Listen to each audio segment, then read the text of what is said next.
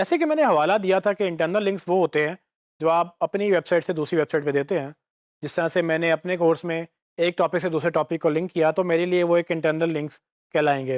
लेकिन अगर मैं आपको ये कहूँ कि ये एक सर्टन कॉन्सेप्ट जो है आप विकिपीडिया से जाके पढ़ लें तो वो एक एक्सटर्नल हवाला होगा, यानी कि एक बाहर का हवाला होगा। ये काम वेबसाइट्स में भी होता है।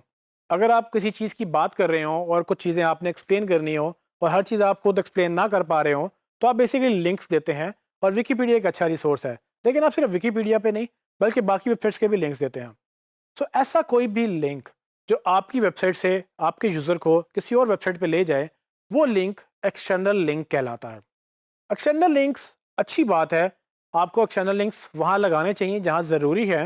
लेट्स सपोज कि अगर आप एक रिसर्च का हवाला दे रहे हैं तो आप वो रिसर्च खुद तो नहीं लिख सकते।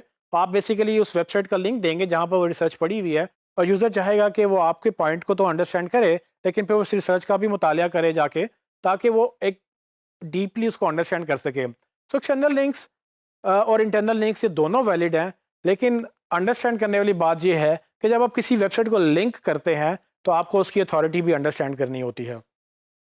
तो इसका मतलब क्या है? इसका मतलब ये है कि जब आप किसी दूसरी वेबसाइट को लिंक करते हैं और वो वेबसाइट अगर अच्छी वेबसाइट नहीं है, तो गूगल ये समझेगा कि आप उस ख़राब वेबसाइट को या उस गलत वेबसाइट को प्रमोट करने की कोशिश कर रहे हैं। गूगल आपको इस बात की पेनल्टी दे सकता है, और हमें अवॉइड करना है ऐसी पेनल्टी जो कि हम किसी और को लिंक देने से हमें मिल सकती है। तो जहाँ ज़रूरी है वहाँ लिंक्स दें, लेकिन लिंक्स उन वेबसाइट्स को दें जो कि एक अच्छी वेबसाइट तस्वुर होती है। अगर आप ऐसी वेबसाइट्स को लिंक देंगे जो कि वैसे ही गूगल से ऑलरेडी पेनलाइज्ड हैं, गूगल ने उनको स्पैम के तौर पे उसको अपने इंडेक्स से निकाला हुआ है, या वैसे ही वो देखने में आपको लग रहा है कि ये वेबसाइट अच्छी नहीं हो सकती, तो ये जजमेंट आपने करनी है। लेकिन ये जजमेंट बहुत ज़रूरी है। अगर आप ऐसी वेबसाइट्स को लिंक देंगे तो ये एक्सटर्नल लिंक्स आपके लिए मसला बन सकते हैं। तो आपने इनको मिनिमाइज़ करना है, और आपने कोशिश ये करनी है कि कम से कम आप दूसरी वेबसाइट्स को लिंक दें, और अगर दें तो अच्छी वेबसाइट्स को लिंक दें, ना कि आप गलत वेबसाइट्स को लिंक दें। सो ये काम सिर्फ आपने अपने लिए नहीं करना।